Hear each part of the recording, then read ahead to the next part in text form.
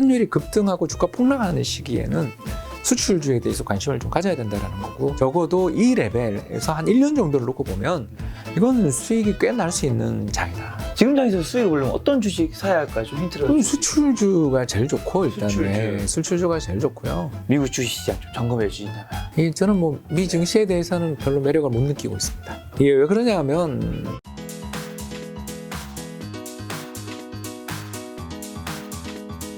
지난 6월이 참 주식시장이 굉장히 힘들었던 것 같아요. 뭐 2,300 왔다 갔다 하고 하면서 야 이게 이제 2,000도 혹시 보는 게 아닌가 싶었는데 다행히 이제 한 달여 만에 2,400을 탈환했죠. 한국 증시 지금 어떻게 보고 계세요? 저는 계속 사고 있습니다. 아 지금 계속 사고 계세요? 왜요? 일단 너무 싸서. 너무 싸서. 이번에 현대차 실적 뭐 3조 나오는 거 봤잖아요. 네. 분기 3조. 네. 이걸 이제 친애하는 모 이코노미스트가 분석한 걸 봤는데, 애널리스트가 분석한 걸 봤는데 3조 중에 환차익이 한 8천억 된다. 이게 우리나라의 좋은 점이거든요. 우리나라의 좋은 점이 뭐냐면 위기 때 환율이 올라요. 네네. 그러면 환율이 뭐 작년 이맘때 1,100원, 네. 이게 지금 1,300원이잖아요. 그렇죠, 그렇죠. 환율 200원이 확 뛰어버리니까 뭐 비율로 이야기하면 고점은 한 18%, 17% 올랐겠죠.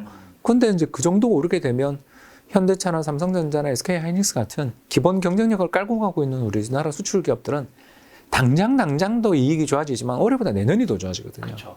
왜 그러냐면 프로덕트 믹스들이나 이런 것들에 있어서 네. 이게 Q를 늘릴 수 있는 어떤 인센티브들을 확실하게 줄 수가 있잖아요. 그래서 올해야 공급 차질 속에서 나온 호실적이라 이게 대단한 거지만 공급 차질을 어느 정도 완화시키고 해소한 다음에 물량을 뽑아낼 수 있는 시기가 오게 되면 이건 네. 가격 경쟁력을 가지고 쳐낼 수 있는 부분들이 되게 많기 때문에, 예를 들어서 제 주변에 있는 분이 테슬라 모델 Y를 사는데 2년 전 예약을 걸었대요. 2년 전, 작년 초겠죠? 그 정도 걸었는데 그때가 7천만 원대에 걸었대요.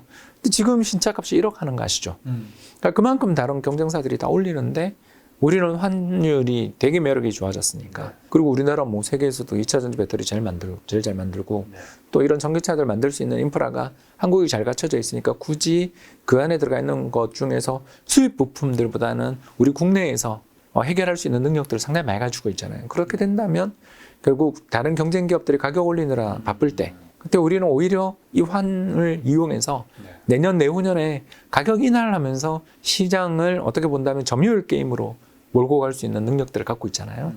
그렇기 때문에 이렇게 환율이 급등하고 주가 폭락하는 시기에는 수출주에 대해서 관심을 좀 가져야 된다는 거고, 그리고 수출주들의 실적은 지금 올해 나오는 실적은 저는 그렇게 뭐 지금이 고점 이렇게 보지 않아요. 내년 내후년이 더 좋아질 수밖에 없는 여건인 거죠. 왜요? 왜 그러냐면 올해는 일단 되게 힘든 해예요. 첫 번째로 뭐가 힘드냐면 현대차 같은 경우는 아직도 공급 사슬망에서 반도체 난부터 시작해서 중국이 저렇게 지금 락다운 들어가고 하면서 어려움을 겪는 거에다가 또 다른 나라들의 상황을 보더라도 고유가로 인해서 최근에 나오고 있는 재밌는 흐름들이 뭐냐면 미국 사람들이 기름을 덜 쓴대요. 기름값이 너무 비싸니까. 그렇죠. 사람들이 차를 안 몰고 다니기 시작한다는 게 가지고 있는 의미가 뭐냐면 쇼핑도 이제 안 한다는 뜻이고, 여행도 비행기 항공권이나 결제할 수 있는 부자들이나, 왜냐하면 항공권이 너무 많이 올랐으니까 그런 분들을 일부를 제외하고는 이제 여행들도 어려워지고 하는 경기가 나빠지는 시국이거든요. 그러면 제품 가격 인하 요구들이 되게 많이 들어오고, 특히 경기에 민감한 내구재들에 대한 수요들은 앞으로 둔화될 가능성이 되게 높아요. 그래서 올해 지금 실적들이 계속 좋아진다 이렇게는 보지 않아요. 앞으로 상당히 내년 한 상반기까지는 굉장히 실적이 나쁠 거다. 근데도 불구하고 이 실적들을 방어해 주는 게 어마어마한 환율에서의 이익으로 방어를 한다면, 다른 경쟁자들 다 불황을 맞아서 힘들 때 우리는 환율로 좀 보약 먹으면서 버티다가 내년에 경기가 뭐 금리가 동결되든 인하되든 하거나 해서 경기의 회복 모멘텀들이 생기는 시기가 언젠가 올 때 그때 우리는 치고 나갈 수 있는 여력을 갖게 되는 거죠.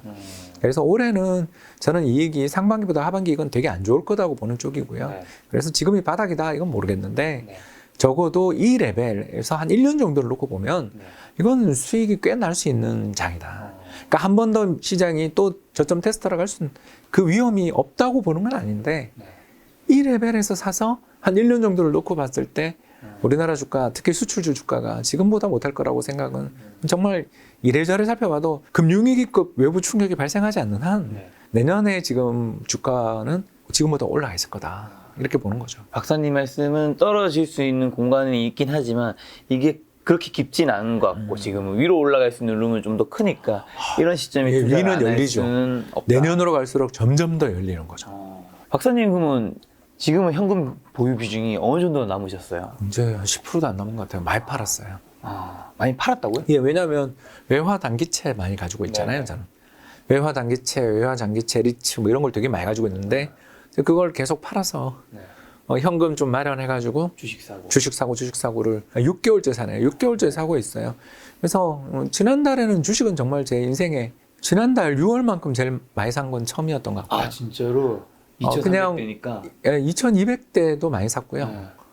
장중 기준으로 아무튼 비명소리 나올 때 밑에 이렇게 대놓으면 다 체결이 되는 거예요. 그래서 엄청 많이 샀죠. 그래서 2020년 3월 이후에 제일 많이 산 것 같아요. 2020년 3월에는 월간 단위 2억도 사보고 그랬던 것 같은데 6월에 그 정도 산 것 같아요. 그만큼 많이 사셨다라는 건 이제 오를 수 있다고 생각하시는 부분도 있기 때문일 텐데 그럼에도 불구하고 많은 분들이 이제 유튜브에서는 뉴스에서 경기 침체, 이제 경기 후퇴, 경제 위기 얘기 나오면서 이제 밑으로 더 찍을 수 있다는 그 공포감들이 있잖아요. 예. 그럼 그분들한테 왜 사야 하는지 조금 더 한 번 더. 예, 그 경제 위기 소리가 날 때 안 사면 싸게 못 사요. 예, 경제 위기가 나는 거의 특징이 뭐냐면 환율 급등이잖아요. 네네. 근데 아까도 이야기했죠. 우리나라 수출 기업들 환율 급등하면 그 해는 힘들겠죠. 왜냐하면 수요가 위축되니까. 그러니까 그러니까 물량이 주니까. 근데 우리가 단가가 되게 좋아지잖아요. 환율 때문에. 그래서 그걸로 보약 먹고 한 이 체력을 유지하고 있다가 내년이나 내후년에 경기 좋아질 때 이때 몸보신했던 환율 이익을 쫙 보면서 밀어내거든요, 우리가. 그래서 우리나라 경제 위기 끝나고 나면 이익이 폭발적으로 늘어요. 그래서 올해 위기가 발생했잖아요. 뭐 불안이죠. 그죠? 근데 이게 내년까지 갈 수 있다. 동의. 그럴 수 있다니까요. 그럼 뭐 제가 뭘 해나. 근데, 내년쯤 되면 올해 하반기부터 이익이 나빠져서 내년 상반기까지 굉장히 나빠질 거예요. 그런데, 위기가 온다고 가정하니까. 근데 내년 하반기는 이렇게 물으면 분명히 망하는 데가 나오지 않겠어요. 근데 이렇게 환율 보약을 먹은 우리나라 기업들 중에 망하는 데는 죄송합니다만 좀비였던 거고 이미 망했는데 정책 지원이나 이런 걸로 버틴 기업들이 없어지는 건 저는 좋은 일이다. 그러니까 거기 일하시는 근로자들이나 관계사는 너무너무 힘드시겠지만 안타깝지만 우리 주식시장의 참가자들 입장에서는 그런 기업들 망한다고 해서 주가는 상관없거든요. 그죠. 오히려 주식시장의 주가에 이미 다 그게 반영되어 있습니다. 그런 좀비 기업들 없어지면 오히려 남은 기업들 엄청 좋아지거든요. 그런 일들이 앞으로 벌어지지 않겠냐. 그렇게 보는 거죠. 그러면 올해 지금 7월에 사서 내년 7월에 주가가 지금보다 낮다 아니면 높다 가능성을 또 생각해 보자는 거죠. 이 환율이 위기가 온다니까 유지될 거 아니에요. 뭐 1,500원 갈 수도 있고 그렇지 않습니까? 환율 뭐 1,330원도 갔는데 1,500원 못 갈 게 없죠. 위에 저지선이 없어요. 1,570원이 저지선이에요. 다음 저지선은. 자 그렇다면 뭐가 겁나는데요. 환율 100원도 오를 수 있죠. 그러면 기업 이익이 아까 현대차 3조 이익 중에서 3분의 1 거의 4분의 1이 환차익인데 수출 주는 2배 더 날 거 아니에요. 환차익이. 이익보다. 예, 환차익이 2배 더 날 거 아니에요. 네. 자 이런 이야기를 생각해 봐야 된다는 거죠. 역발상을 생각할 때다. 위기가 올 수 있다. 동의. 금융기관 위험해질 수 있다. 일부 그럴 수도 있겠다. 동의. 근데 그거랑 수출기업이랑 뭔 상관인데요. 다 현금인데 순현금인데 대부분의 우리나라 수출기업들 LG 엔솔이나 SK 하이닉스나 삼성전자나 현대차나 삼성 SDI나 삼성전기나 LG전자나 뭐 등등 뭐 수많은 기업들 중에서 도대체 그래 어디가 금리 오르면 문제가 되는 회사가 어딨냐고요. 하나도 없잖아요. 왜 우리는 자꾸 그런 이야기에 선동되는가? 간단해요. 우리는 이게 좀 마음에 부정적인 거에 되게 예민해요. 우리 악플 보면 그렇지 않아요? 네, 유튜브 하다 보면 제일 힘든 게 악플이잖아요. 그렇죠. 사실 선풀이 뭐 90개고 악플이 10개여도 10개만 보이죠. 그게 사람 마음이에요. 그렇죠. 네, 사람 마음은 험담에 약해요. 위기에 약해요. 왜냐하면 그 위기라는 경고를 게을리했다 내가 죽을 수 있으니까. 사람들은 그래서 위기다, 경제 위기다, 외환위기다 소리가 들리면 위축되고 털이 바짝 서죠. 근데 그런 이야기를 지금 우리 25년째 듣잖아요. 97년 외환위기 이후에. 그리고 그 뒤에 위기다라는 이야기가 나왔을 때 주식 사서 실패한 적 한 번이라도 있냐고요. 외환위기는 25년째 온다는 소리를 매년 듣고 살지만 특히 2015, 16년에는 지난 정부에서 한 자리 했던 그 높은 곳에 올라가신 우리나라를 대표하는 명문대학교 교수님께서 삼성전자 망한다, 나라 망한다는 책까지 쓰고 고위직에 올랐잖아요. 그런데 그 뒤 2017, 18년에 반도체 슈퍼사이클 와서 삼성전자 이익이 역대 최고였어요. 제가 하고 싶은 이야기 뭐냐면 그렇게 비관론이 팽배할 때 냉정하게 생각해보라는 거죠. 이 회사 망할 거냐? 또 이 환율에서 이 회사가 내년에도 이익이 올해보다 엄청 줄 거냐? 그렇지 않다면 내년에 이익이 엄청 줄 거라는 걸 반영한 주가 아니냐라고 생각해 볼 수 있는 회사들이 제가 봤을 때는 20개 나오는 것 같다라는 거죠. 네. 그렇다면 반대 매매 때문에 지난 시간에 와서 제가 이 레버리지 청산이 나오는 것 같아요 이야기했잖아요. 근데 그게 이제 절정에 달했거든요. 그래서 지난달 미국 시장에서 레버리지 청산이 역사상 최대였어요. 아, 진짜요? 예, 2천억 불 이상 청산됐습니다. 우리 돈 260조, 250조 정도 되는 돈이 청산됐고요. 네. 참고로 2008년 글로벌 금융위기 때 1,800억 불이 청산됐거든요. 아, 그리고 금융이 그밖에 안 됐어요. 이번이 더 컸다는 거예요? 이제 물론 GDP가 커졌으니까 그렇긴 하지만 역대급 청산이 나왔어요. 그러니까 이 정도의 청산이 나와서 시장이 유가, 그죠? 금, 구리, 곡물, 채권 다 박살났잖아요. 지난 6월이. 이런 걸 저희들은 이제 커피큘레이션이라고. 항복 장세. 항복 장세 이후에는 이제 기술적 매매든 저가 매수 세력이 들어오는 타이밍이고요. 그래서 지금 아마 뭐 데이터 나오면 알겠지만 워렌 버핏 할아버지가 또 엄청 샀을 거예요. 지난 3월에도 엄청 샀더만요. 그러니까 그런 저가 매수하는 장기 투자자들이 이제 탁 들어오는 시점이죠. 그렇다고 해서 바닥이냐? 그건 모른다니까요. 근데 왜냐하면 우리가 모르는 외부 충격이 또 있을 수 있어요. 우리가 모르는 게 있을 수 있어요. 예를 들어서 이탈리아가 또 망할 수도 있고 중국이 금융위기 날 수도 있는 거잖아요. 제가 몇 번 중국 걱정된다는 이야기 했잖아요. 그래서 이걸 예상한 건 아닌데 중국이 좀 걱정돼요라는 게 저희들 마음속에 찝찝한 게 있거든요. 근데 그게 터지면 아니 2200 아니라 2100도 깨질 수 있죠. 그러나 그거와 지난번 바닥 사이에 아주 큰 괴리가 있겠냐. 그때 또 사면 되지. 이런 마음을 가지면 이번 시장을 견뎌내는데 참 도움이 되지 않을까 싶습니다. 지금 중국 얘기해 주셔서 중국의 GDP 성장률이 1분기 4.8%, 이어 2분기 0.4%로 코로나 이후 최저치 기록하면서 연간 목표치 5.5% 달성이 이제 물 건너갔다는 진단이 나왔는데 향후 어떻게 좀 보시면 그럼 중국 증시는 어떻게 보세요? 그럼 중국 증시가 왜 올랐는지 모르겠다 저는. 올해 성과가 중국 증시가 제일 좋더라고요. 딴 나라 많이 폭락했는데 여기만 좀 반등했으니까. 물론 작년에 먼저 폭락했지만 왜 폭락했는지 모르겠다라는 거죠. 이번에 디디 추싱 또 그 과징금 때리는 거 보는데 조 단위로 때리더라고요. 작년에는 엔트그룹이랑 알리바바한테 한 3조 정도 과징금 때리는데 그걸 보면서 느낀 게 뭐냐면 그러니까 공동 부유라는 정책이 자본시장 참가자들 입장에서는 거의 독이다. 그렇죠. 왜냐하면 어디를 때릴지 모르겠고 이익 많이 나면 때린다. 우리나라 은행주랑 똑같지 않아요? 돈을 벌어야 때리겠죠. 이게 돈을 벌면 나쁜 놈이에요, 그냥. 돈을 버는 건 나빠. 오면 주식시장도 없애야지. 그렇지 않습니까? 냉정하게 이야기합시다. 돈을 버는 게 그렇게 죄악시되는 산업들은 주식시장에 왜 상장시켜요? 우리나라 은행도 다 상장 폐지시키고 국기화했으면 좋겠어요. 마찬가지로 중국도. 뭐하러 기업들을 상장시켜놓고 때리냐고요. 때리지 말고 그냥 그렇게 마음에 안 드는 회사들은 다 국유화시키고 상장 폐지시켰으면 좋겠어요. 근데 그런 정도의 리스크들을 지고 가는 가운데 이번에 허난성에서 뱅크런 났잖아요. 보면서 이번에 블룸버그 기사를 보는데 모기지 보이콧 이렇게 설명하더라고요. 그래서 주택담보대출을 이자를 내지 않겠다. 상환하지 않겠다는 운동들이 벌어지고 있더라고요. 그래서 그런 것들을 보면서 사람들이 느끼는 거죠. 헝다를 비롯한 수많은 부실 기업들에 대해서는 정부가 과단성 있는 구조조정도 못하고 또 부자들, 그 사람들은 망하더라도 우리도 그렇지만 떡덩거리고 잘 사는 반면 우리들한테는 이자 다 받아가고 우리 집값 빠졌는데 여기 대해서는 아무런 보상도 없고 뭐 이런 거잖아요. 이런 일들이 벌어지게 된 이유가 뭘까 생각하면 결국 핀테크 쪽을 중심으로 해서 어마무시한 부자들이 중국에서 나온 거고 그 어마무시한 부자들이 나오는 걸 보면서 배가 아팠던 거죠. 그러다가 경기도 안 좋고 이 상황에서 누군가 마녀사냥은 해야 되겠고 그리고 그 마녀사냥의 대상은 또 명망 있는 사람들을 잡아서 족치는 게 서로 또 기분도 좋고 그렇게 되다 보니까 중국 증시에서 또 이런 일들이 벌어지고 또 뱅크들이 은행들이 또 그걸 죄를 또 다 감당하는 모양새더라고요. 뭐 유예해 준다 막 이런 이야기들이 나오기 시작하잖아요. 그런 걸 보면 왜 중국 은행주가요 배당 수익률이 한 5에서 7% 늘렸거든요. 근데도 왜 그렇게 주가가 저평가되는가? 이게 뭔가 손실이 발생하면 정부의 지시에 따라서 자기들이 이자를 포기하고 대출도 포기하고 원금도 탕감해 줄 거라는 걸 투자자들이 아니까 그렇게 싸게 거래되는 거고 한국은행도 이번에 또 나오고 있잖아요.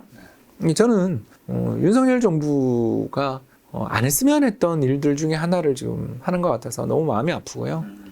저희 증권 시장에 있는 사람들 입장에서 놓고 보면 은행을 비틀어가지고 대출 연장해 주는 것들은 되게 그냥 쉬운 약이에요. 근데 정부가 재정을 지출해서 없는 사람을 구해주는 것은 그거는 정부가 할 일인데 이번에도 관료들한테 또 진 것 같단 말이에요. 그래서 기획재정부의 관료들을 이기지 못했으니까 이번에 나온 그 세법 개정안이 그렇게 누더기가 나온 거 아니겠어요?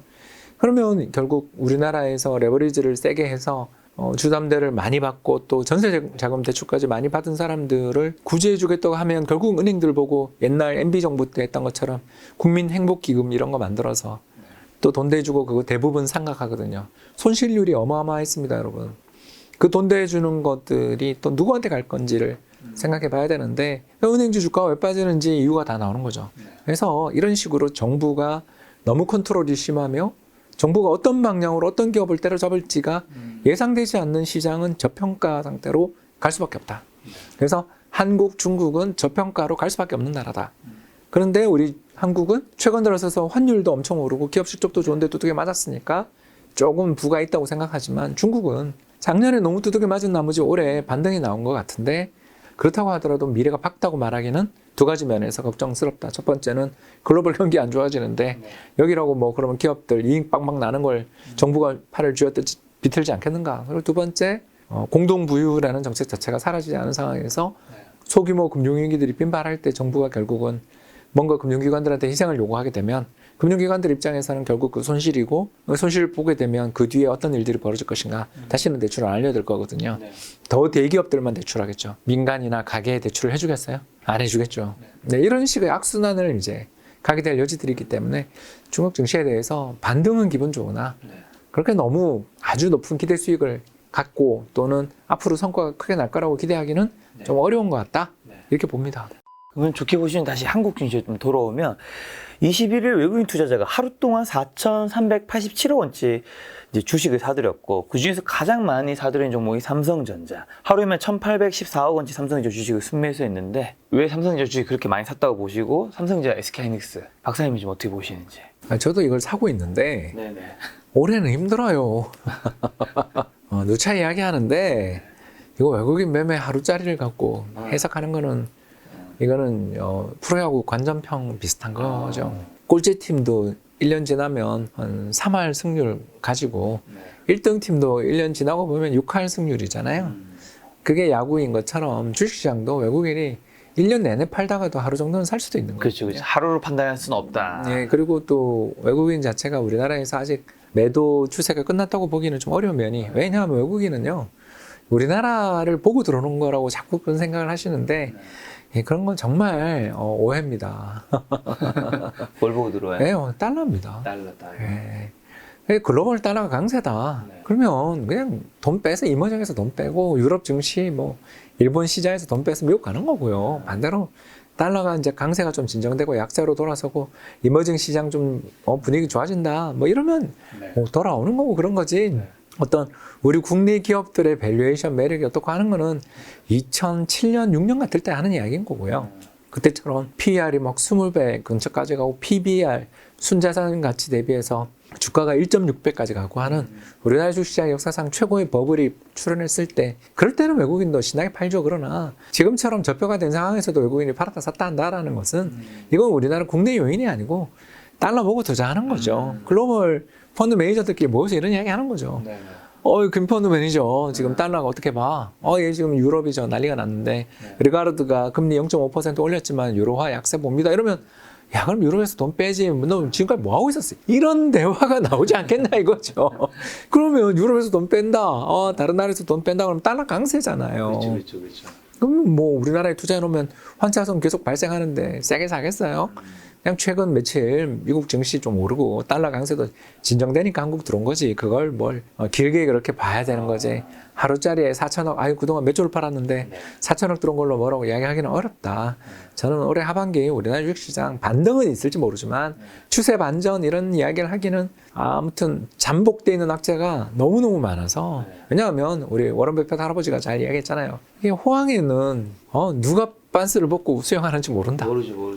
일단 물이 빠지고 유동성이 마르기 시작하면 누가 옷을 벗고 수영했는지를 알게 된다 그러잖아요. 그런 것처럼 이제 유동성이 마르기 시작하면 허장성사를 했던 애들 중에서 분명 금융사고, 회계 분식 사건, 네. 상장 폐지에 런하는 그런 사건들이 여기 한 주가 빠진 지 한 6개월밖에 안 돼. 작년 연말 이후로 미국장이 빠졌다고 보면 우린 그 전부터 빠졌지만 한 6개월밖에 안 돼서 아직 티가 안 날 뿐이지 앞으로 별의별 일이 다 터질 것이다.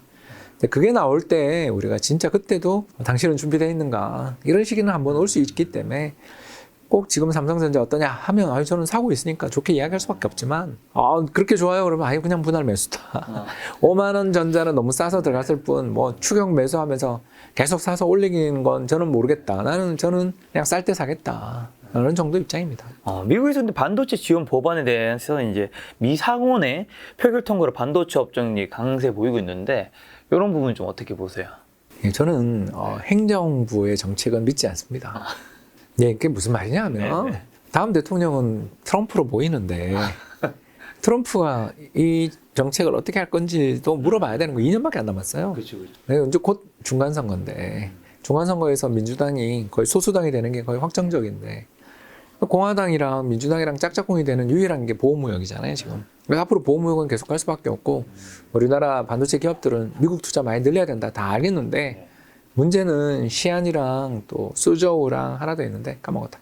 아무튼 이런 지역에 우리나라 반도체 기업들이 어마어마하게 중국에 투자해놨어요. 자, 이거 어떡할 거냐에 대한 이야기는 왜 안 나오냐고요.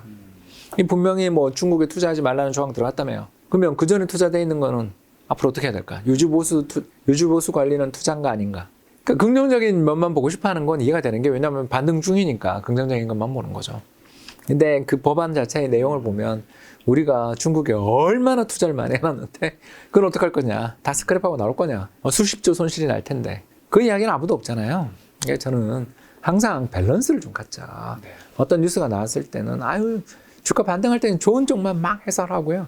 주가 폭락할 때 나쁜 쪽만 해설하죠. 근데 밸런스를 가지자. 제가 김작가 TV 나오는 이유가 이거잖아요. 다른 편 이야기도 좀 하고 싶다. 저는 양팔을 가진 경제학자다. The other hand잖아요. 다른 한편으로 보면 중국이랑 미국이랑 이제 원수 모드로 가는 건 정권이 바뀌어도 상관없다. 그렇다면 우리가 중국에 어마어마하게 우리가 한국이 투자했던 나라인데 그 설비들 이제 앞으로 빼는데 중국이랑 여하이 어떻게 해서 잘 뺄 거냐의 관계가 이제 중요하겠죠. 자, 지금 박사님 어쨌든 한국 주식은 사고 계시잖아요. 네. 아까 전에 주식 한 20개 정도는 괜찮을 것 같다라고 해주셨는데 네.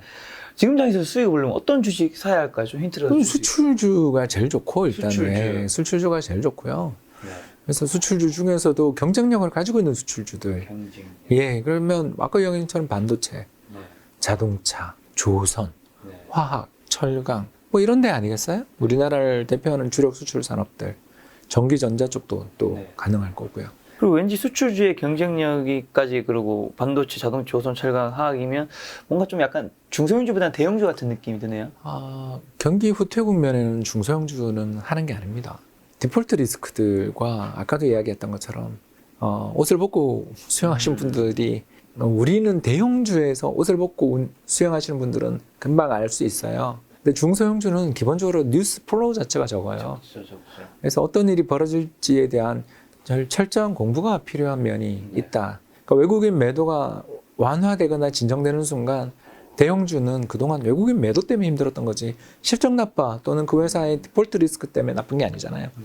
근데 이제 반등이 나오더라도 이런 리스크들이 있는 회사들은 정말 조심해야 되는 거죠. 그러니까 퀄리티라고 저희들이 부르는 회사들을 생각하셔야 되고 두 번째로 또 좋은 업종이 어디냐 하면 높은 원가로 투입했는데 지금 제품 가격은 인상해놨는데 원가가 떨어지는 어딜까요? 식료품입니다. 요새 그 옥수수, 밀, 팜 이런 가격들이 대폭락해서 2020년 초반 우크라이나 전쟁 이전 레벨까지 폭락했습니다. 그렇다면 지금 투입되어 있는 원재료 가격들은 비쌀 때 샀겠지만 앞으로 원재료 가격은 떨어질 일만 남았는데 제품 가격은 인상한 회사들이 많이 보이죠. 네, 그렇죠. 그 가격은 안 떨어지겠죠. 아니 가격을 왜 떨어뜨려요? 그죠? 그렇게 힘들게 인상했는데 이해되시죠? 벌써 품목들이 막 떠오르지 않으세요? 여기도 정유 회사들도 또 높았던 원유로 수입을 해서 제품 가격을 막 올렸죠. 그런데 지금 원유 가격이 이제 100불 왔다 갔다 하고 하루에 뭐 5%씩 빠지고 막 그러더군요. 그럼 어때요? 이게 이제 투입되는 원유 가격은 떨어지는데 그렇죠. 제품 가격은 올라 있죠. 예, 그래서 화학도 좋다고 아까 이야기하고 정유도 좋다고 이야기하고 또 이런 상황에서는 조선업종도 당연히 좋을 수밖에 없는데 제가 이제 지난해 한 해 동안 미국 시장에서 가장 특허를 많이 출원한 25개 기업들을 봤는데 그중에 5개가 한국 기업이에요. 삼성전자, LG전자, 현대차, 기아차, 삼성 SDI 이렇게 5개가 전 세계에서 가장 미국에서 출원을 많이 한 25개 기업 중에서 한국 기업이 무려 25%였습니다. 그러니까 한국 사람이 제일 한국 기업을 멸시해요. 금방이라도 망할 것 같고 흉기차 그리고 저 망할 회사 맨날 욕해요. 맞죠. 나쁜 회사일 수도 있어요. 왜 개개인에게 주식 수익을 안 내주면 나쁜 회사지. 저도 그거는 저도 삼성전자랑 현대차 들고 있다가 물린 경험이 하도 많기 때문에 잘 알죠. 그러나 기업의 경쟁력 측면에서 이 회사들을 욕하기에는 너무나 대단한 회사다. 참고로 삼성전자가 특허 2위더라고요. 1위가 IBM. IBM은 뭐 이길 수가 없죠. 이 정도의 어마어마한 특허를 가지고 있는 그리고 이 순위들이 날로 계속 올라오는 회사들한테 환율이 이 정도 레벨인데 망한다, 위기다, 유동성이 고갈된다라는 이야기를 할 때는 그런 회사도 있을 수 있지만 그런 회사 투자 안 하는데요. 라는 이야기를 저는 좀 하고 싶다.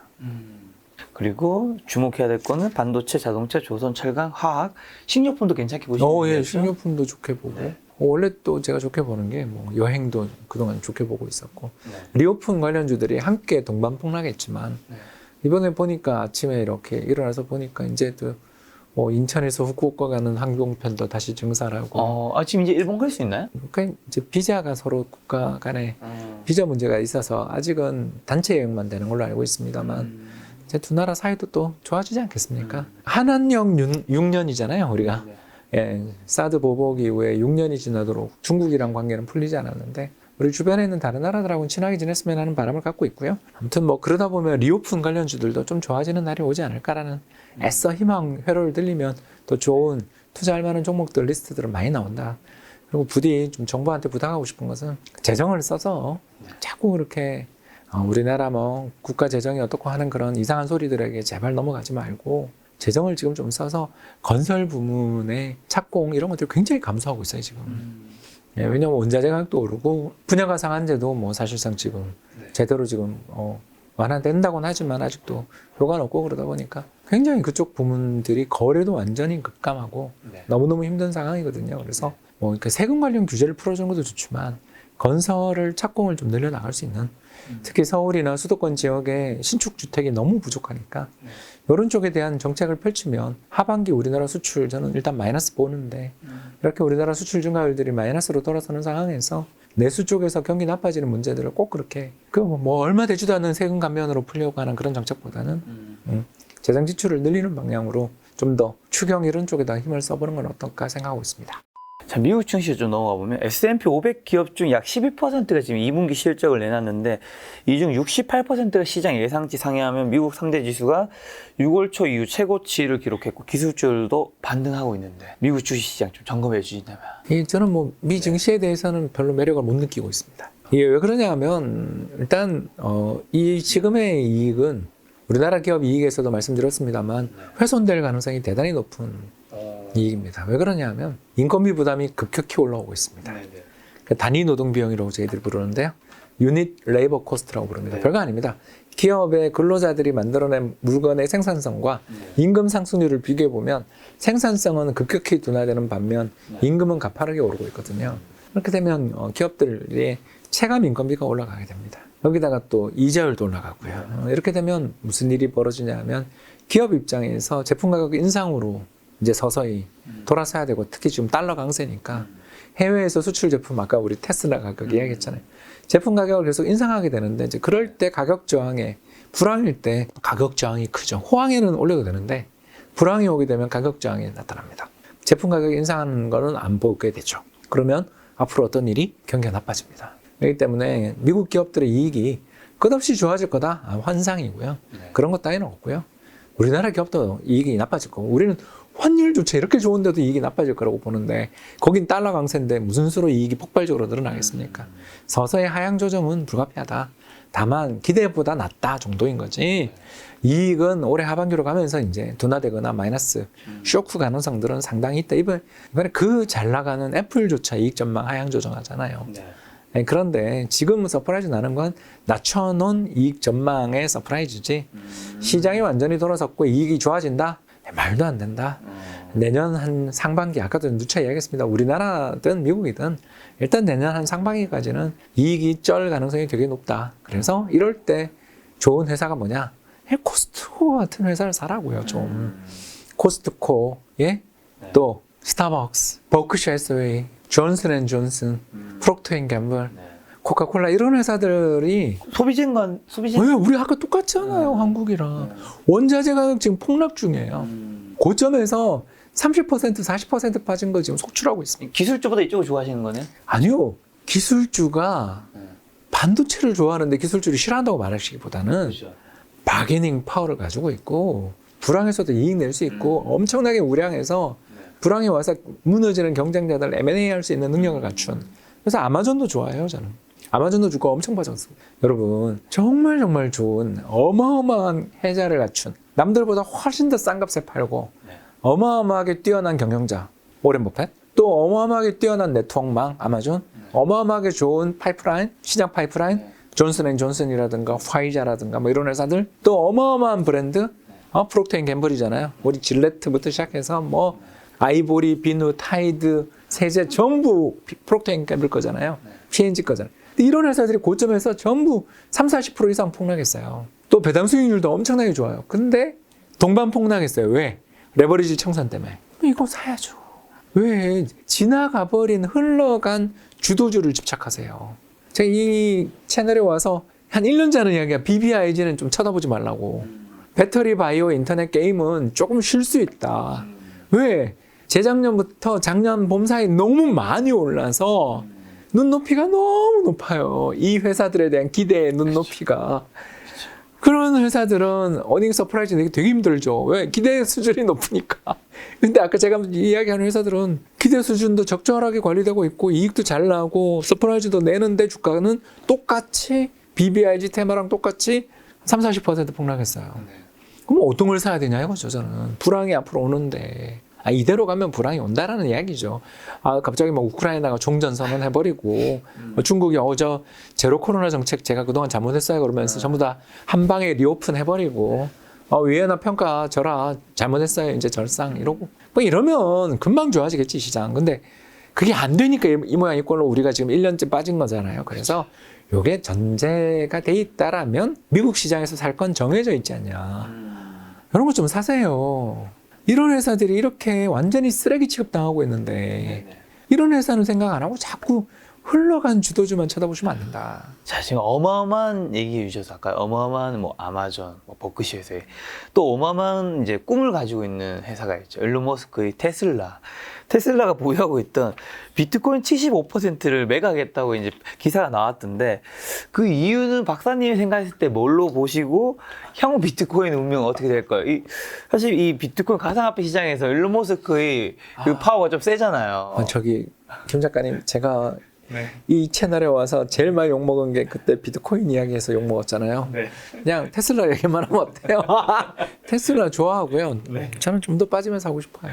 테슬라. 왜 그러냐면 뭐 별다른 이유가 아니라 너무 가격을 많이 올려서 물론 지금이야 경기가 좋으니까 가격 저항이 없는데 저렇게까지 가격을 인상해버리면 적어도 대체재가 있는 시장에서는 뭐 중국 같은 데라든가 한국 같은 데잖아요. 여기는 대체재가 있잖아요. 독일 같은 데도 거기도 폭스바겐이 물론 뭐 디자인은 죄송합니다 개구리지만 정말 그래도 뭘 내고 있잖아요. 그런 경쟁자들하고 함에 있어서 그동안 테슬라가 가졌던 가장 중요한 무기가 신차 잘 뽑아내면서 생산성을 향상할 무기로 해서 제품 가격 계속 인하해 준 거였는데 더 저렴한 차를 계속 내는 거였는데 제품 가격을 이렇게 많이 올리는 것은 물론 이렇게 올렸는데도 이익이 낮다라는 것은 인정하지만 애플은 가격을 올려도 수요가 계속 늘죠. 그렇죠.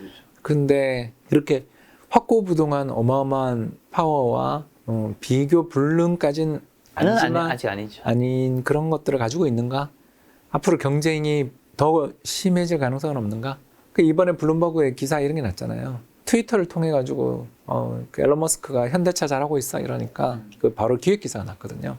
그 기획 기사를 보는데 지난 6개월 동안 미국 시장에서 가장 잘한 회사가 현대차더라고요. 그러니까 점유율도 엄청나게 올랐지만 특히 전기차 시장에서 점유율들이 폭발적으로 이번에 나오는 특히 그 새로운 신차들 정말 잘 빠졌잖아요. 그런 것들을 밀어내기 시작하면 물론 조금 포르쉐를 닮은 것 같긴 합니다. 아무튼 그걸 밀어내기 시작하면 또 가격도 싸잖아요. 우리는 과연 이 피바다가 될 가능성은 없는가? 그러니까 기업들이 그러니까 도요타라든가 막 이렇게 벤츠같이 삽질하고 있는 기업들도 되게 많아요. 그러나 그 폭스바겐은 지난번 디젤 게이트 이후에 완전히 브랜드를 박살을 났기 때문에 어떻게 보면 진흙에서 일어나고 있잖아요. 이런 회사들이 있기 때문에 저는 점점 경쟁이 치열해질 수 있는데 비해서 테슬라의 신차는 나온다는 뉴스가 없고 그렇지 않습니까? 계속 후퇴 중이죠. 사이버 트럭부터 시작해서. 그런데 비해서 매력적인 경쟁자들은 계속 나오고 있다는 점을 생각할 때 이제 저는 매력은 있으나 저도 다음 차는 테슬라라고 마음에 찍어둔 차가 있어요. 그러나 이렇게까지 가격을 올려도 될 것인가에 대해서는 퀘스천 마크가 있을 때는 저는 아까 이야기했던 기업들이 더 매력적이다. 자, 지난 6월에 CPI 지수가 전년 동월 대비 9.1% 상승했죠. 이게 1981년 이후 41년 만에 최고치인데 7월 데이터는 이제 8월에 나오잖아요. 요거 어떻게 예상하시고? 뭐 급락하겠죠. 네. 아, 딱 이제 내년 떨어질 것이다. 아니, 그러니까 이제 천천히 떨어져서 그렇지. 네네. 특히 근원 인플레는 천천히 떨어질 것 같은데 네. 헤드라인은 다시 8%대 혹은 7%대도 한번. 왜 그러냐면요. 국제유가가 빠지면 2, 3주 지나서 휘발유 가격이 떨어지는데 좀 국제유가가 급락하고 있잖아요. 그렇죠, 물론 그렇죠, 뭐 그렇죠. 급락이라 그래봐야 이제 120불 갔던 거예요. 네. 근데 그게 6월 초에 120불이었는데 지금 뭐 100불 왔다 갔다 하긴 하지만 그래도 90불대라고 일단 보면 고점에서 거의 20% 빠졌는데 이게 휘발유 가격이 지금 반영되더라고요. 이번 주에 반영되더라고요. 그러면 지금 현재 물가를 갖고 다음 달에 발표하는 거잖아요. 네, 그렇죠. 예, 그런 것도 있고 두 번째가 식료품 가격이 그동안 엄청 올랐는데 아까 이야기했던 것처럼 옥수수, 밀, 특히 팜유 하나 더 있는데 까먹었다. 아무튼 콩, 대두까지 전부 다 가격이 폭락했어요. 세 번째는 또 봐야 되는 게 카퍼, 구리부터 시작해서 각종 수많은 비철금속 가격도 대패닉이 벌어졌습니다. 불황에 대한 공포로 떨어지게 되면 이게 전부 중간재 가격에 영향을 미치거든요. 그래서 미국의 인터미디에이트 PPI라고 있는데요. 중간재, 그러니까 공업품에 들어가게 되는 원자재와 최종품 사이에 있는 부품들 가격이 엄청 떨어지더라고요. 이런 것들을 보면 제 생각입니다만 피크는 쳤고요. 뭐 6월도 데이터 문제였던 거고 특히 그 만하임 중고차 지수라고 있는데요. 중고차 지수도 굉장히 요새 떨어지고 있어요. 그런 것들을 감안해 보면 뭐 7, 8월로 가면서 헤드라인 인플레는 뚝뚝 떨어질 것 같다. 근데 이제 근원 인플레는 그게 이제 중요한데 근원 인플레는 집값이 너무 많이 오르고 있어서 거기다가 항공권을 중심으로 해서 교통요금이 너무너무 많이 오르고 있어서 걔는 천천히 떨어질 것 같다. 걔는 뭐 그냥 5% 정도 연준 입장에서 금리 동결 못할 것 같아요. 그래서 헤드라인 인플레는 뚝뚝 떨어질 가능성이 있다. 근데 근원 인플레는 너무너무 집값이 많이 오르고 그래서 좀 그게 아쉽다. 사실 물가 때문에 연준이 이제 강력한 금리 인상을 하고 있는 거였는데 하반기 금리 인상은 좀 어떻게 보세요? 몇 번 남았죠 이제? 뭐 7월, 9월, 11월, 12월이니까 4번 남았는데 4번 다 인상하는 건 거의 확정이고 예, 연준이 지금 1.75인데 시장 참가자들은 내년 초 4% 보고 있거든요. 여기서 2.25를 더 올려야 되는 건데 0.75 두 번 하면 1.5니까 일단 자이언트 스텝 2번은 아직도 시장은 보는 것 같은. 그래서 7월, 9월은 자이언트 스텝 가능성이 연이어는 있는데 저는 이제 9월은 좀 빅스텝 쪽으로 보고 있고요. 0.75 이후에 0.5 정도를 해서 한 3번. 이러면 대충 맞죠? 그럴 가능성이 좀 있지 않나. 일단 자이언트 스텝은 한번 하고 이제 좀 슬슬 인플레를 보지 않겠나 생각하고 있습니다. 이 금리 인상을 한국 증시가 더 막 크게 출렁이고 막 그러진 그럴 수도 있죠. 근데 이제 그러니까 없다 이거를 제가 이야기하지 못하는 이유가 뭐냐면 두 가지 걱정거리가 있어서 그렇죠. 뭐 하나는 이탈리아 이번에 드라기 총리 물러나시잖아요. 그래서 유럽이 정말 금리를 이번에 인상했는데 저희 자해행위잖아요. 어느 나라는 지금 재정 위기 때문에 막 부채 못 갚아서 어떻게든 이자를 갚아내기 위해서 그 코로나 때 스페인이나 이탈리아 요양원에서 시체 실려 나오는 거 봤잖아요. 그만큼 정부가 재정을 쥐어짜면서 국민들을 고통스럽게 만드는, 그래서 이자를 갚아나가기 힘들어서 허덕거리고 있는 나라에게 금리를 인상해버린 거죠. 과연 괜찮을 것인가. 리가르드 마음은 이해가 되지만 과연 유럽중앙은행이 정말 저 정책이 올바른 정책인가. 지금 유럽은 인플레가 필요한 거 아닌가. 왜냐하면 이자 부담이 클 때는 인플레를 일으키는 게 그 나라에게 살 길을 열어주는 거 아니겠습니까? 근데 또 두 번째가 중국이 저기 흔한성에서 벌어지고 있는 모기지 보이콧이 보통 일이 아닌 것 같은데 과연 어떤 대책을 내놓을 것인지에 대해서 뭐 지금 보는 분위기는 은행들이 뒤집어 쓰는 걸로 가는 것 같은데 과연 어떤 정책이 나올 것인가에 대해서 우리가 예상을 하기가 진짜 어렵다. 그런 거죠. 그래서 이런 양쪽에 유럽과 중국 쪽에서 아직도 시한폭탄들이 있어서 저게 불발단이 되면 좋은데 시한폭탄이 있는 상황이라서 미국이 금리 인상을 아까도 이야기한 것처럼 탄력을 둔화시키는 게 호재인지는 잘 모르겠다. 사실 글로벌 금융시장 흔들려서 탄력 둔화, 금리 인상의 속도를 조절하는 건 호재가 아니잖아요. 네. 동결해야지. 네. 그래도 인상하면 호재는 아니라고 봐야죠. 이런 게 좀 걱정이에요. 아직 하반기에 양대 걱정거리입니다. 그럼 국내에서 주식 섹터 두 개만 좀 점검. 2차 전지 섹터는 어떻게 제가 안 좋게 본다고 안 좋게 본다고 아까 했는데. 예. 왜 그러냐면 피바다가 될 가능성이 있다니까요. 아니 전부 전기차로 이제 나가면서 뭐 여러 가지 종류의 배터리들을 막 이제 쏟아내고 그러면서 이제 엄청나게 성장하는 시기는 마진이 좀 확보되는데 그 가격 인상한 선두주자를 따라잡기 위해서 가격을 인하하거나 못 올리면서 각종 혁신적인 제품들 막 우리 1000km 간다 이런 게 나오잖아요. 지금 중국 데이터라서 믿을 수 없죠. 중국 차가 1000km 가는 게 이번에 나온다 그러잖아요. 그런 일들이 있는 시장에서 분명 수요는 늘지 모르지만 과연 단가가 경쟁이 치열하지 않겠냐라는 게 걱정이죠. 그리고 더 나가서 LG 에너지 솔루션 같은 경우는 제가 정말 죄송합니다. 이 회사 정말 제가 안 좋아하는 회사죠. 네. 너무너무 비싸게 공모가가 들어왔기 때문에 앞으로 나올 매물이 너무 많잖아요. 네. 이런 상황에서 대장주가 일단 수급이 되게 안 좋은 상황에서 꼭 그렇게 하다 뭐 보니까 그 연관돼 있는 여러 부품주들 증자도 많이 하고 뭐 자본 정책, 저는 자본 정책 나오면 일단 쳐다도 안 보거든요. 보나마는 주주가 고생하는 그림이 나오니까. 그래서 좀 저는 그쪽에 네거티브합니다. 그러니까 한국 주식 되게 싫어해요. 인덱스 투자 좀 하셨으면 좋겠고 업종 지수 좀 사셨으면 좋겠다. 근데 하더라도 저는 2차 전지는 싫어한다. 공급 과잉 리스크가 굉장히 크다. 저 돈 들고 뭐 하겠냐 이거죠. 공장 지을 텐데. 2차 전지 섹터는 별로 마음에 안 들어 하시지만 이제 자동차 섹터 연관된 자동차 섹터는 좋게 생각하시고 뭐 자동차 섹터 입장에서야 현대차기야. 일단 그 단가를 누를 수 있겠죠. 네. 또 우리나라 꼭 회사한테만 조달할 필요 없잖아요. 네. 자기 계열사가 있는 것도 아닌데. 네. 네, 그래서 또 좋은 제품이 모델이 좋은 게 나올 때는 일단 저는 좋게 봐요. 그래서 그 전기차들이 작년에 나온 두 개의 전기차 아이오닉 5랑 EV 5인가요? 6인가요? 그런 회사들 보면 타보셨죠?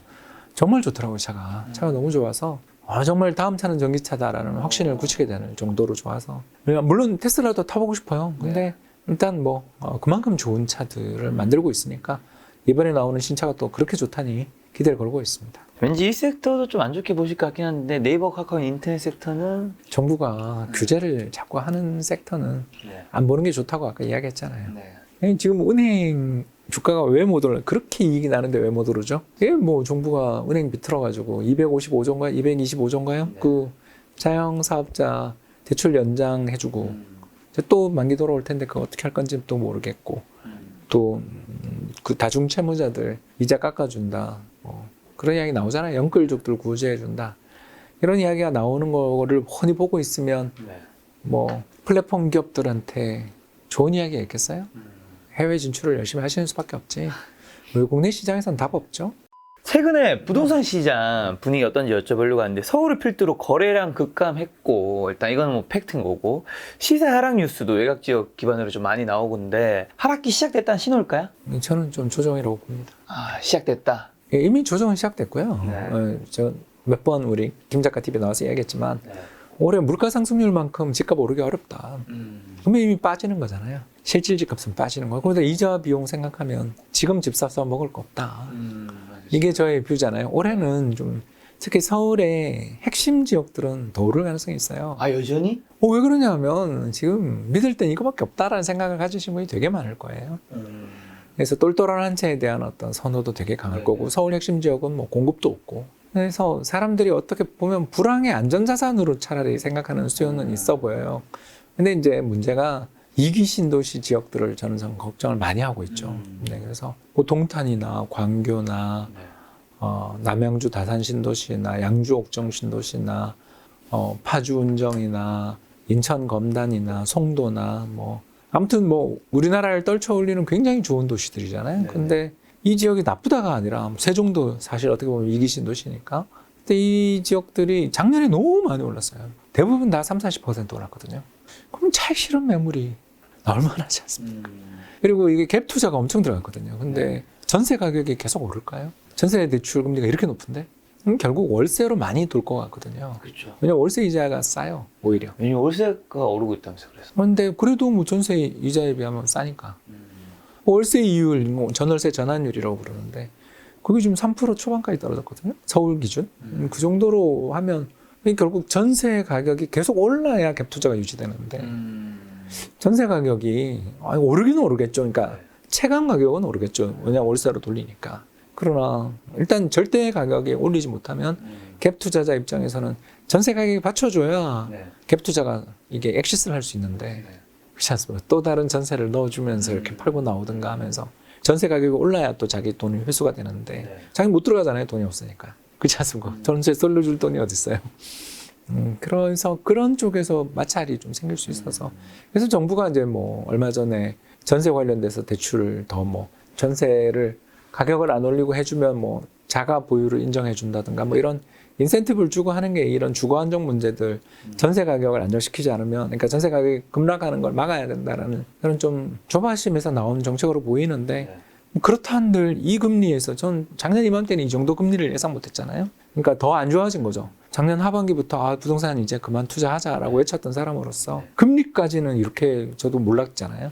그러니까 더 작년 가을에 제가 예상할 때에 비해서 더 안 좋아진 거죠. 그러면 조정으로 봐야죠. 근데 약간 똘똘한 채는 좀 더 올라갔을 때 얘기해 주셨는데 좀 많은 다른 전문가분들은 이 서울 외곽에서부터 빠지고 있는데 경기 빠지고 서울 외곽 빠지고 이제 중심지인 뭐 강남 상구도 이런 데도 못 버틴다. 여기보다는 늦게 빠지겠지만 결국에 빠질 수밖에 없다고 하던데. 예, 그게 이제 과거랑 좀 다른 점을 하나 놓친 거 아닌가. 예, 거기는 대출을 받아서 살 수가 없었어요. 그렇죠, 그렇죠. 예, 그래서 금리 오르는 거랑 아무 상관없어요. 그렇죠. 15억 이상 LTV가 없으니까. 예. 그래서 15억 이상은 대출이 불가능했고요. 네네. 그래서 제가 이제 전수 조사를 한번 했거든요. 그래서 주택 구입 자금 내역서를 제공해야 되잖아요. 네. 규제 지역은. 네. 그래서 아까 이야기했었던 여러 지역들 같은 경우는 평균 레버리지 비율이 100%가 넘어요. 자기도 전세 살면서 전세 자금 대출 받은 걸 전세 끼고 갭 투자했으니까. 네. 그러면 100%가 넘잖아요. 레버리지 비율이. 네. 이해되시죠? 그래서 작년에 많이 벌었으니까 성공했는데 이제 엑시트하기가 힘들어서 이 난리가 나고 있는 거고. 네. 그래서 그쪽이 문제가 생길 가능성이 있는 게 불황이 오면 경기 나빠지면 소득 전망 악화되는데 전세 계속 못 올릴 거고. 그렇죠. 금리 오르고. 그러니까 이런 상황에서 어려움을 겪고 여기에다가 신용대출 금리들 보면 살벌하잖아요. 이걸 걱정하는 거라면 그쪽 지역을 조사를 하는데 일단 레버리지가 굉장히 낮은 거예요. 왜냐하면 돈 안 빌려주니까. 그리고 이 자금 조달 명세서를 보는데 뭐 60년대생들 이제 저처럼 60년대생들이 산 데이터야 뭐 그냥 부자네 그러고 지나가겠는데 80년대생들이 샀던 데이터들을 보는데 대여가 엄청 많더라고요. 돈을 누구한테. 근데 외삼촌, 이모, 사돈 뭐 그러니까 주변에 부자 친척이 그렇게 많구나. 그러니까 이게 왜 좋은지 이제 알았죠. 그 대출을 물론 이제 법정 금리는 내야 되지만 대출을 주변 지인한테 몇 억을 숨통숨통 받을 수 있는 사람들이 그렇게 많았고 그 사람들이 작년에 엄청 올랐어요. 그러면 갖고 있겠죠. 그걸 지인들한테 아니면 상속을 하거나 증여를 받고 있겠죠. 그래서 그쪽에서 그러니까 누가 그쪽 강남에서 15억 이상 대출도 못 받는 걸 갭 투자를 막 해서 레버리지를 엄청 해서 그걸 샀다? 그러면 얼마 되겠냐 이거죠 제가. 대부분 자기 돈 아니면 그냥 주변 지인. 그러니까 친지 돈인 거죠. 그래서 제가 보면서 부모 형제도 아니고 세상에 외삼촌, 이모, 사돈, 뭐 처가 그렇게 다양한 친척에게서 이 큰 돈을 빌릴 수 있는 네트워크라는 거에 대해서 이게 정말 부유하구나 이게. 아무튼 강남 2구 열어보다가 그냥 현타 와서 접었던 그만큼 부유한 사람이 많고 실질 LTV는 뭐 거의 10% 20%인 것 같더라고요. 그래서 뭐 금리 인상한다고 해서 이자 못 낼 사람도 없고 또 뭐 표현이 좀 그렇습니다만 주식 코인 해봤더니 역시 답은 부동산이더라라는 그런 생각을 가진 사람이 많으니까 그렇게 신고가가 계속 지금도 나는 거고. 그래서 저는 뭐 강남 신고가가 계속 난다라고 이야기하는 게 아니라 조정이 있겠죠. 그러나 그 조정이 작년 가격을 지키는 조정이냐, 작년 가격에서 지금 세종시처럼 줄줄 흐르는 조정이냐로 물으면 세종 스타일로 조정을 강남에서 기대하기 좀 어려운 면도 있지 않냐 정도로 보는 거죠. 거기가 계속 오른다고 이야기하지는 않았던 것 같고요. 거기랑 시장이 이렇게 양거가 되게 심한 시장인 것 같아요. 거기는 시장이 빠져도 좀 꽤나 많이 버틸 수는 있을 것이다. 뭐 금융위기 이런 게 오면 거기도 안 되겠죠. 네. 저 2010년, 11년 저축은행 사태 벌어지고는 결국 강남도 빠졌잖아요. 특히 강남에서도 재건축 단지가 많이 빠졌잖아요. 그럴 가능성은 있죠. 근데 그게 눈앞에 왔다고 볼 만한 지구는 없어서 어디 뭐 연쇄도산이 난다라는 그런 리스트들은 물론 뭐 많이 돌아다니는 건 봤습니다만 증권사 뭐 PF 뭐 얼마 이러고 돌아다니는 건 맞는데 증권사가 작년에 이익 얼마 났는지도 좀 봤으면 조 단위 이익들을 다 냈는데 그런 회사들이 꽤 있잖아요. 몇 천억 조 단위 이익을 내는 회사가 그렇게 많았는데 이게 뭐 전부 다 전원 다 부실화되는 것도 아니고 근데 청약 경쟁률이 떨어진 건 확실합니다. 어마어마하게 떨어졌습니다. 지금. 그럼 박사님 말씀대로 지금 이제 하락기가 왔다면 특히 많이 떨어진 아파트나 지역은 어디일까요? 특히 뭐 조심해야 되는 작년에 많이 오른대. 작년에 많이 오른 곳들. 거긴 정말 조심해야 된다. 왜냐하면 매물이 나올 가능성이 너무 높잖아요. 그렇죠. 매물 쌓이는데 버틸 수 있습니까? 매수자는 분명히 있죠. 이 시장에서 저가 매수를 노린 사람이 있지만 가격 조정이 충분히 나와야 저가 매수가 들어오지 않을까 그렇게 봅니다. 계약갱신 청구권 있잖아요. 8월에. 그걸로 매매가 올라간다고 보는 분들도 좀 있잖아요. 예, 저도 뭐 그렇게 봤었는데 이 금리에서 전세 잠보 대출 금리가 이렇게 오르는 중에 저는 그 시나리오 이제 폐기한 거죠. 작년 이맘때는 그래서 올해 부동산에 대해서 강보합 받잖아요. 그럼 강보합은 맞았고 아직도 풀었으니까. 근데 이제 인플레를 못 이기게 된다라는 거는 계속 이야기했잖아요. 그리고 이제 하반기에는 명목 가격도 빠질 리스크가 좀 있으니까 올해는 한 해로 보면 그냥 플러스 마이너스 제로 정도로 보이는데 인플레는 6%나 나니까 집값은 사실 올해 꽤 조정이 있는 해인 거죠. 그럼 지금 집값이 어쨌든 하락이 시작됐다면 박사님도 그 무주택자분들은 지금 집을 살 필요는 없는 거겠죠, 당연히? 뭐하러 오래 삽니까? 그렇죠. 지금 또 하나 팁을 드리자면 경매 공부하십시오. 좀 찬스가 온 것 같은데요. 서울 아파트 기준으로 많이 보는데 낙찰가율이 90% 깨진 것 같은데요. 2019년 초 이후 처음이죠. 그러니까 작년 이맘때가 낙찰가율이 120%였어요. 그 10억 감정평가한 아파트가 12억에 낙찰됐다는 뜻이거든요. 집값이 급등하니까 감정평가액이 옛날에 한 감정평가액이니까 웃돈 주고 산 거죠. 근데 지금 9억 밑으로 내려가는 단지들이 나오는 것 같아요. 아파트가 나온 것 같아요. 이러면 꼭 시세대로 살 필요 없잖아요. 급매물을 사기 힘들다면, 급매물이 기다려도 안 나온다면 경매를 한번 노려보는 것도 점점 좋은 시기가 오지 않나 생각합니다. 그러면 이제 지금 살 필요 없고 뭐 싸게 나오는 금매라든가 경매 같은 거는 어느 정도 괜찮은 가격이 있다면 사도 되는 건데 이게 언젠가는 어쨌든 무주택자분들이 집을 사긴 사야 되잖아요. 언제쯤 사면 좋을까? 이 하락기에서는 뭔가 지표가 있을까요? 내년 하반기죠. 내년 하반기요? 내년 하반기 뭐가 있는데? 경기가 또 좋아지면 집값도 또 후행적으로 오르니까 그러니까 지금 제가 제일 좋아하는 자산은 채권, 그다음 주식이거든요. 채권은 뭐 이번 달에 많이 사고 있고요. 6월에 제가 주식을 엄청 샀으니까 지금은 채권이 굉장히 매력이 있다고 보고 채권, 주식 다음으로 부동산인데 이게 순서거든요. 채권 가격이 막 오르기 시작하면 그다음 주식이 이제 좋아지는 거고 그다음에 이제 금리가 내리니까 그런 거죠. 그러면 금융장세가 나와서 주식이 좋아질 텐데 그 주식 좋아진 다음에 집값이 올라요. 2020년에도 그랬죠. 주가 3월에 바닥치고 오른 다음에 하반기부터 날아가기 시작했죠. 부동산도. 그래서 2019년 상반기는 부동산 상당한 조정이 있었어요. 실거래가 보면. 지역별, 단지별로 보시면 재밌습니다.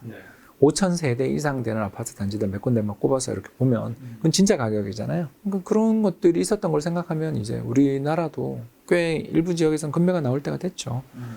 그게 한 1년 소화되지 않겠습니까? 지금부터 이제 금매가 슬슬 나오면 내년 상반기 정도, 하반기 정도까지 간다고 보면 내년 하반기에 이제 주가 바닥치고 금리는 쭉 내리고 있을 때 집값 경매 시장에서 좀 온기가 돌기 시작하면 그때 한번 노려보는 게 왜 제가 이렇게 그래도 낙관하냐 하면 주택 공급이 아까도 이야기했지만 너무 없어요. 집을 지어도 너무 안 지어가지고 뭐 이렇게까지 집을 안 지어놓은 상황에서 뭐 폭락 패닉 온다라고 이야기하기는 또 신축에 대한 선호가 굉장히 좋고 조금만 경기 좋아지면 또 이게 올해 뭐 현대자동차나 삼성전자 저 연봉 협상 보셨잖아요. 우리 같은 유튜버도 헉할 정도의 연봉 인상이 나오잖아요.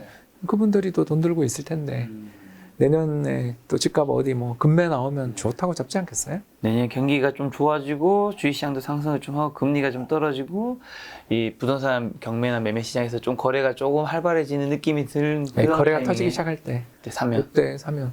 그래서 지금 경매 공모에도 안 내준 것 같아요. 왜냐하면 이 무주택자이신 분들이 이게 이제 부동산이 폭락하면 이제 당연히 좋은 건데 이 폭락한 거를 이제 최바닥에서 살려고 하다 보니까 아유. 결국에는 집을 못 사게 되는 경우가 굉장히 그런 많더라고요. 꿈을 꾸시는 분들이 있군요. 네. 그래서 그런 분들이 이런 신호들을 좀 확인해서 산다면 아유, 바닥을 잡는 건 운이지. 그걸 뭐야? 실력으로 어떻게 바닥으로 어떻게 잡아요? 다 지나고 보면 운인 거지. 그렇죠. 그럼 1주택자이신 분들은 지금 이런 상황에서는 그냥 가만히 있으면 되나 아니면 갈아타기 하는 게 좋나요? 저 같으면 갈아탈 것 같은데요. 왜요? 아까 이야기했던 그런 지역에 계신 분들은 서울 진입 찬스 아니에요? 좀만 싸게 놓으면 아직 거래는 되니까. 서울이 동일 가격대 예를 들어서 뭐 그냥 이건 제가 그냥 약간 안 좋은 비교가 될 수도 있겠다 싶은데 광교에 좀 괜찮은 뷰를 가지고 있는 국평 아파트들 15억에서 20억에 걸쳐 있었거든요. 근데 그 돈이면 잘만 하면 동작이나 송파 괜찮은 아파트 살 수 있지 않아요? 서울에 진입할 수 있는 가격대다. 그렇지 않습니까? 한강뷰 강동 정도면 한강뷰 아파트도 살 수 있는 가격인데 암만 광교가 좋다지만 테헤란로 바로 붙어 있는 아파트 단지 2호선이 있는 아파트 단지들하고 가격을 우리가 생각해 보면 어디가 일자리가 더 많으냐, 좋은 일자리가 많으냐, 앞으로 발전 가능성은 어디가 많으냐 이렇게 생각하면 서울 아니에요?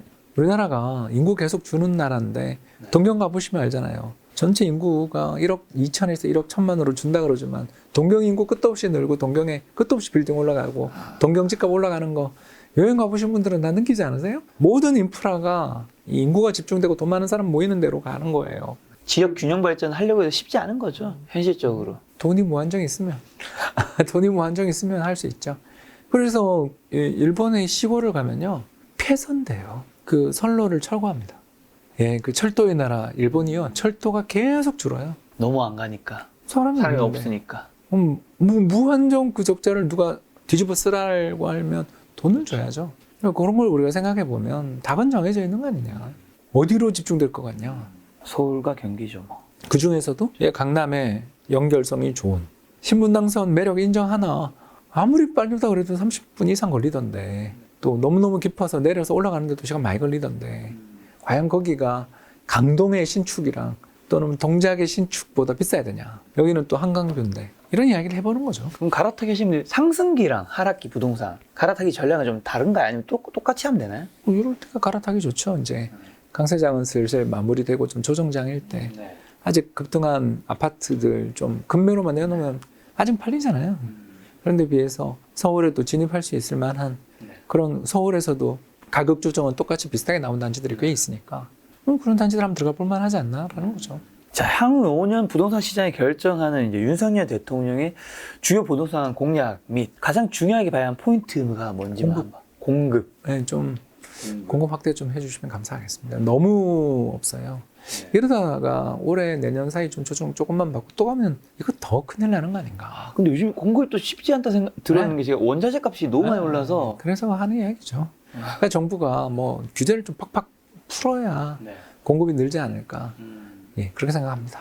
혹시 그럼 윤석열 정부에서 좀 부동산 공약 빛을 볼 수 있는 지역이라든가 뭐 그런 것들 어디 있을까요? 이게 뭐 일기 신도시인데 네. 일산 분당인데 거기는 확실히 재건축은 지금 해야 되거든요. 거기가 90년대 초반에 입주한 단지들이니까 벌써 30년 지났고 그것도 그때 중국 모래, 바닷 모래 뭐 이런 말도 많은 이야기 있었던 중국 저가 철근에 바닷모래로 지은 아파트라는 평이 있을 정도로 굉장히 서둘러 지었던 단지들이라서 리모델링이든 재건축이든 해야 되거든요. 그런 단지들을 좀 신속하게 추진할 수 있는 정책들이 나온다라면 거기 지원 좋겠죠. 자, 이제 박사님 가셔야 되니까 마지막으로 8월 증시 투자 포인트 및 눈여겨봐야 될 변수랑 그리고 투자자분들에게 마지막 좋은 말 한마디 주신다면. 예, 그 돈이 새로 들어왔을 때도 나는 이 주식을 살 것인가? 라는 생각을 가지고 지금 일단 반등은 성공했으니까 네. 보유 포트폴리오를 한번 점검해 보시면 지금 매매가 이제 되니까요. 네. 그러면 다음에 주도주와 가까운가? 이 주식은 물린 사람이 많은가? 이렇게 한번 질문해 보면 투자 포트폴리오를 리캡한다고 저희들이 부르는데 투자 포트폴리오를 재구축하는 데 도움이 되지 않을까 생각됩니다. 네, 박사님이 마지막으로 해주신 말씀을 여러분 스스로에게도 한번 질문해 본다면 여러분들의 투자에 도움이 되지 않을까 싶습니다. 오늘 만나는 손님은 홍시우 박사님이었습니다. 지금까지 여러분 소중한 시간 함께 해주셔서 정말 감사합니다. 오늘도 김 작가였습니다. 고생 많으셨습니다.